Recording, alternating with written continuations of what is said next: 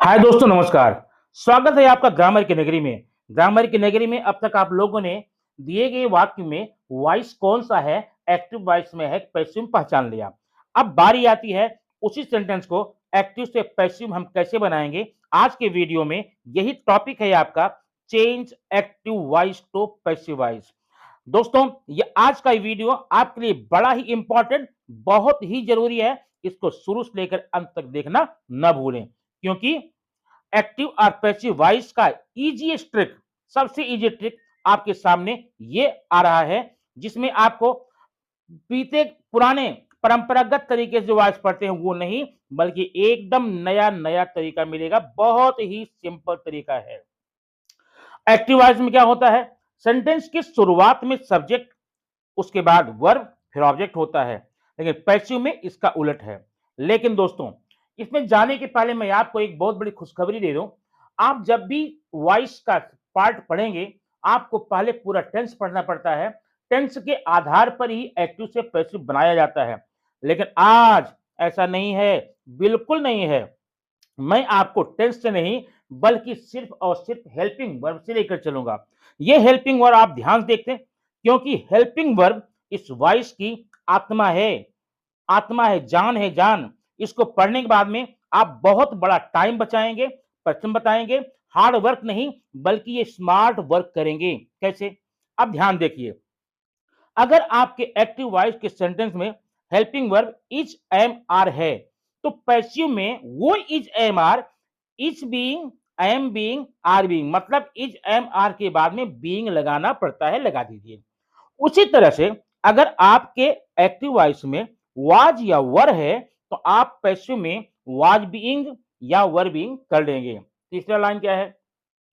अगर सेंटेंस में active voice में आपका हैज, हैव या हैड है, तो आप क्या करेंगे? हैज लेंगे, हैव लेंगे या हैड, जो भी सुटेबल होगा। उसके बाद बीन ऐड करेंगे, मतलब has been, have been, had been. इसके अलावा, इनके अलावा कोई और भी हेल्पिंग वर्ब दिखाई देता है, उन्हीं को लिख करके आप बी लगा देंगे। जैसे कैन में कैन बी, कुड का कुड बी, शुड का शुड बी, विल का विल बी। और वर्ब फर्स्ट फॉर्म होगा तो इज एम आर लगाना, सेकंड फॉर्म या डिड होगा तो वाज वेयर लगा करके आप वॉइस चेंज करेंगे। तो अब आती है बारी, रूल क्या इसका है? रूल ये है कि सबसे पहले आप ऑब्जेक्ट लिखेंगे, जो सेंटेंस में दिया गया ऑब्जेक्ट ना, उसको ले लेंगे। ऑब्जेक्ट लिखने के बाद हेल्पिंग वर्ब लेंगे। हेल्पिंग वर्ब कैसे लेंगे, अभी आप चार्ट में देख चुके हैं। ऑब्जेक्ट, उसके बाद हेल्पिंग वर्ब। हेल्पिंग वर्ब के बाद उस सेंटेंस में जो वर्ब दिख रही है ना, उसको आप हमेशा थर्ड में ही लेना, माने पास्ट पार्टिसिपल में ही लेना। और बस बाय लगा करके सब्जेक्ट ऐड कर दीजिए। लो, तैयार हो गया आपका सेंटेंस एक्टिव से पैसिव में। बहुत ही सिंपल तरीका है। आप ये रूल पढ़ने के बाद में समझ लीजिए आपने पूरे टेंस को पढ़ लिया। अब जरूरत नहीं है, एक लाइन का रूल है। इसी को अगर हम रेखा आकृति में देखेंगे, ये आपके इस प्रकार से होता है। एक्टिव वॉइस में सब्जेक्ट के बाद वर्ब प्लस ऑब्जेक्ट होता है, पैसिव में उलट हो जाता है।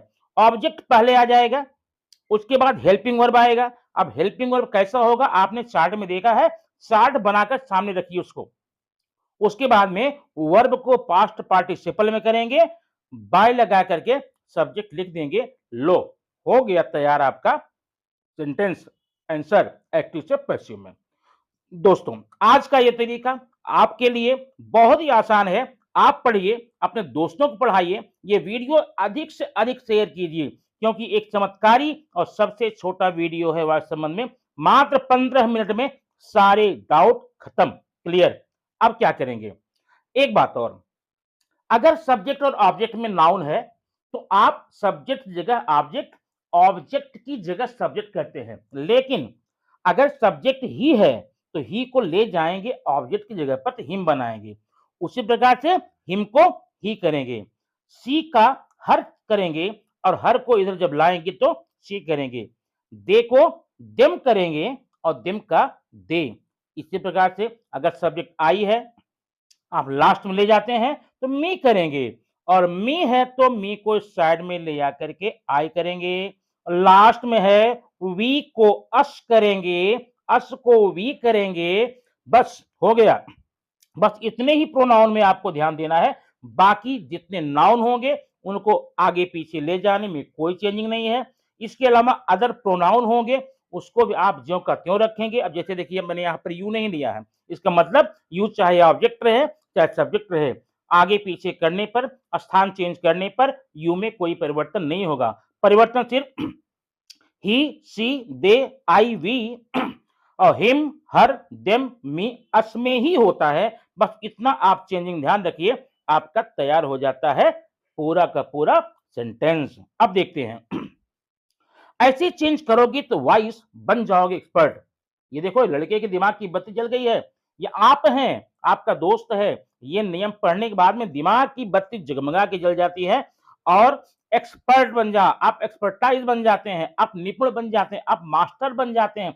अब आप स्टूडेंट नहीं हैं, अब आप सीख नहीं रहे हैं, बल्कि एक एक्सपर्ट वॉइस चेंजर बन चुके हैं। अब देखते हैं आगे इसमें और क्या करना है। दोस्तों ये वीडियो आप देखते रहिए, इसके बाद के वीडियो देखिए। और भी आसान ट्रिक्स चाहिए तो ग्रामर नगरी पर जरूर आते रहिए, नियमित आते रहिए और सीखते रहिए। Grammar that click with the style that stick. अब ये सेंटेंस आपके सामने आ गया नंबर 1। नंबर 1 में क्या है? She writes a beautiful poem. She writes a beautiful poem. सबसे पहले आपका ये धर्म है, कर्तव्य है कि पहचानिए ये कौन सा वॉइस है। ठीक है, वॉइस ये आपका एक्टिव है, सी सब्जेक्ट है, राइट बेस फॉर्म में है और ब्यूटीफुल पोएम ऑब्जेक्ट है। अब आप क्या करेंगे? पहले अ ब्यूटीफुल पोएम को आप शुरुआत में लाइए। कैसे लाएंगे?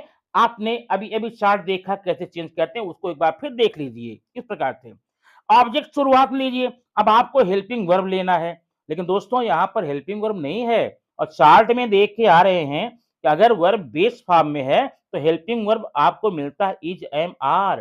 तो अ ब्यूटीफुल पोएम के लिए कौन सा हेल्पिंग वर्ब मिलेगा? वो मिलेगा इज, क्योंकि सिंगुलर है। अ ब्यूटीफुल पोएम इज। अब आपको एक काम और करना है, जो वर्ब दी गई है उसको थर्ड फॉर्म में रिटन और बाय लगाकर सी जब इधर आएगा तो हर हो जाएगा। A beautiful poem is written by her. अब क्वेश्चन नंबर आप सेकंड देखेंगे। They painted the wall yesterday. ध्यान देना यहाँ पर, दे पेंटेड, दे सब्जेक्ट है, पेंटेड वर्ब है, द वॉल ऑब्जेक्ट है। यस्टरडे का क्या करूं? कुछ मत कीजिए, उसको वही रहने दीजिए।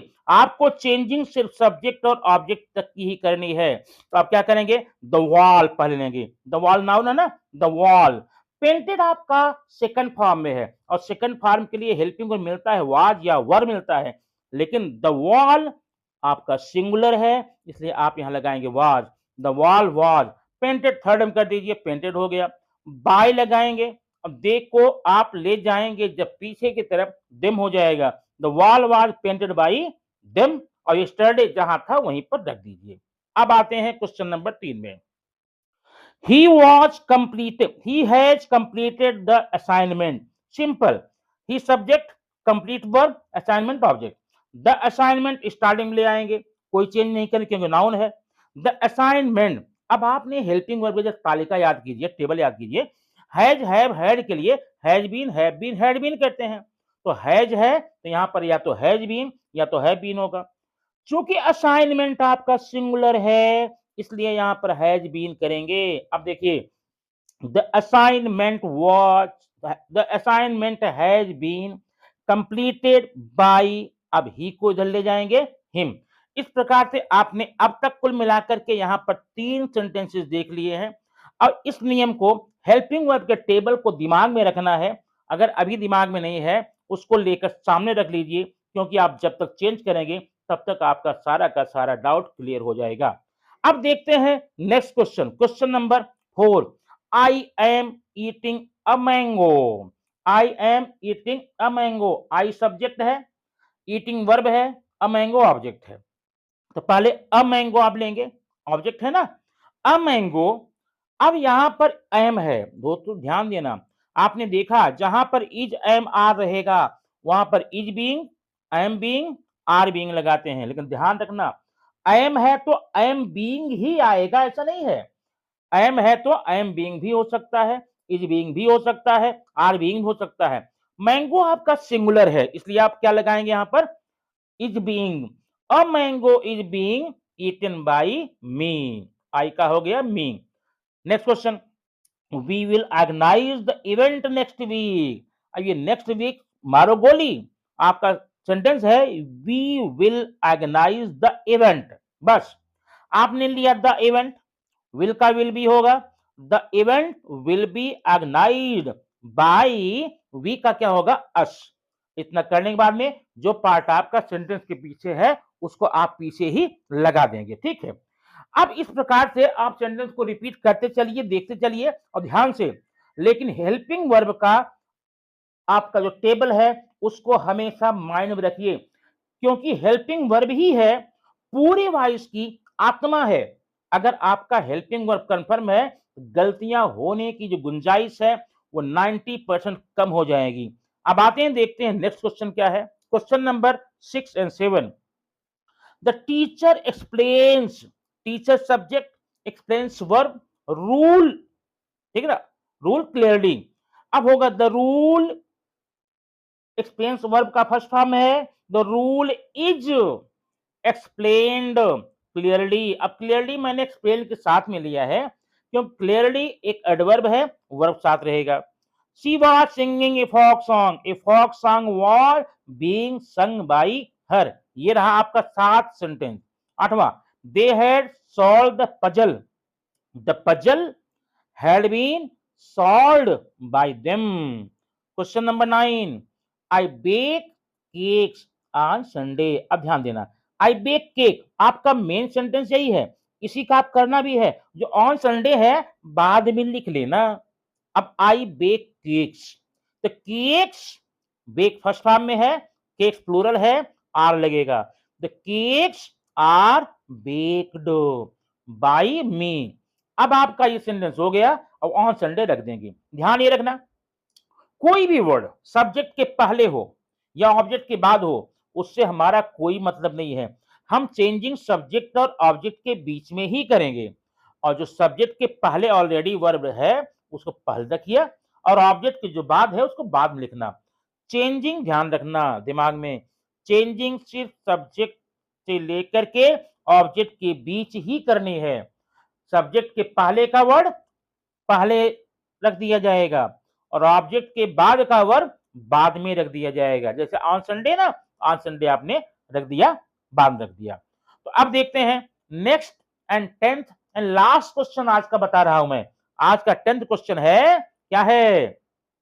He is watching a thriller. He is watching a thriller. अब देखिए क्या है, अ थ्रिलर आगे स्टार्टिंग में।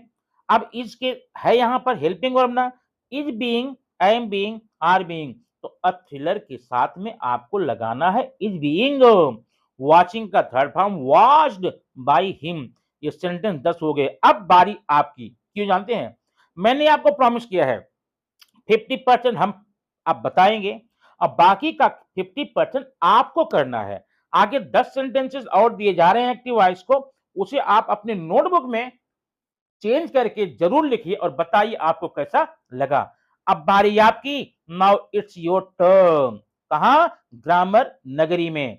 ग्रामर नगरी में अब आपकी बारी है, तैयार हो जाइए, पेन उठाइए, पेपर उठाइए और शुरू हो जाइए। सेंटेंस आपको इस प्रकार से हैं, यहाँ पर 10 सेंटेंस आप करने हैं और 10 सेंटेंस करके प्रैक्टिस करनी है। सेंटेंस क्या है? 11, the chef cooked dinner. We have found the lost key. She will design the poster. I had composed the song. The dog chased the cat. 16 to 20 क्या है?